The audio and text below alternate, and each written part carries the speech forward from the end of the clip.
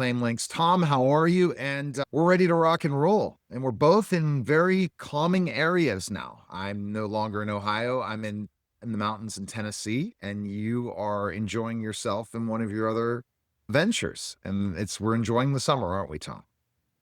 Both in the mountains, and that's good things. Exactly. Our first topic we're going to cover today, this is going to be really interesting, is generational healthcare, tailoring benefits from millennials to boomers. One thing, Tom, that I've learned from you is specifically enough when you work with a specific company, they don't look ultimately at their entire staff and what their health needs are. And that's part of what you do at Claim Links. Yeah, they are buying it off the shelf from an insurance company and paying X amount per person, and they're not realizing what they could be doing. Yeah, and what they could be doing, and that's crazy what you're able to when you work with your team. Here's the first question I have for you. How do healthcare expectations differ significantly across generations? Like boomers, Gen X, millennials, and Gen Z? The younger adults in the room, usually their needs are you get your physical year and you may have an accident or two. Usually that's what gets them using the medical system. An accident, like a strep throat, nothing too major. And the younger ones, they don't have the cholesterol or the blood pressure generally issues. Babies, maternity is another one that they hit. So that is generally what their needs are for their end. Whereas you move up to the older folks, they start getting on those cholesterol and those blood pressure meds. They're the ones, getting the cancers and the diabetes and the conditions that drive the health insurance costs up. So if people understood the Affordable Care Act, they would structure their plan a lot differently and be in compliance with the ACA and save themselves multiple thousands per month of what they're paying to the insurance carrier. Just have to be a little more creative than what's being shown. And it's all about the commissions for these agents. And that's why they have no incentives to do what we're doing. Exactly. And it takes time. But also ultimately, they're not going to get the commission if they get the deal for you, for the company. You have to have the owners and the CFOs on board, understanding that you have to change this. It isn't sustainable. The office managers and the HR directors should only be directed what to do. They shouldn't be making the decisions. It's a big mistake companies make. A lot of them. I'd say 95% of them. Why is it important for employers to understand and adapt to generational differences in healthcare needs and preferences? Because if they don't, they're going to continue, they're paying ridiculous amounts because of the fact they're allowing the unhealthy conditions to drive everyone's health insurance rates up when they can be taking care of it in a better way, actually, for everyone. And they are missing the law. Okay. What are some key healthcare benefit features that specifically resonate with millennial and Gen Z employees? The millennial and Gen Z, you could have the maternity benefits, the fertility benefits, the promoting good health and nutrition right out so that later in life they don't have the diabetes. Now, that's not going to do anything for their health insurance costs, I hate to tell you. What that does, though, is that those are the things that are into doing activities. So making sure that your plan covers accidents and has lower deductibles and lower out of pockets. Yeah, I think that's really interesting because the fact of the matter is a lot of employees don't think they'll ever have that type of healthcare coverage. Isn't that correct? And continue down the path. I don't know how any employer can afford to continue to have group health paying close to 3,000 a family in some cases. How can you maintain that path? And the rates are going up 5 to 20% every year. Just Right. simply is unsustainable. And you've got to change the way that you're viewing it. And if you don't, you're going to get slaughtered. Now, let me go the other side, and I can't believe I'm mentioning the same breath as baby boomers. I never would have. I'm getting old, Tom.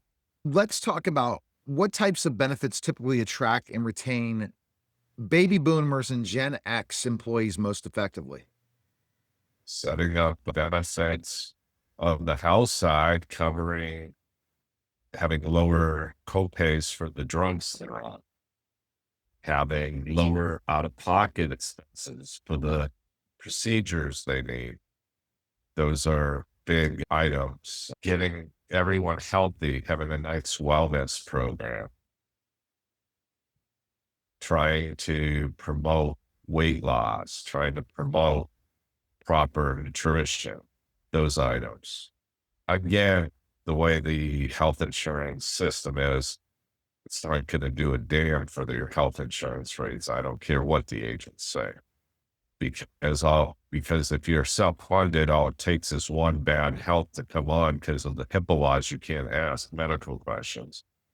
So if you structure the health insurance taking advantage of the Affordable Care Act, the HIPAA laws, the ERISA laws, the 1954 tax law, Section 105, you can contain and control your costs. But the way everyone's going about it, they cannot. So, when you talk about the wellness side, I want to jump into that for a second, Tom. I Yeah. know one thing you do is the wellness side. Everyone wants those extra types of little benefits, little things that make things a little bit better for the employees. So that's the thing to keep employees now that want to work. That's a hard thing. That's hard to keep people that want to work and not just go and either retire or work for themselves or decide just to stay home and have one person working in the family. What do you think the whole thing about wellness? So you're seeing that baby boomers and Gen X like to see some of these programs and implement it. Is that something at Claim Links you guys look at how the HR works with this benefits plan to make it attractive to even new employees that are interviewing for a job? Your wellness programs, like I said, they're not going to, it's a added benefit.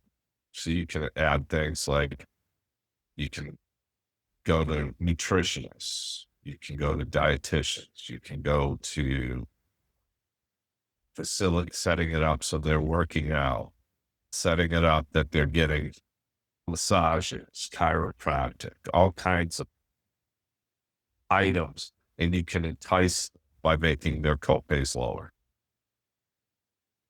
So you're willing to take on that risk. And it quite frankly, keeping them healthy keeps them coming to work.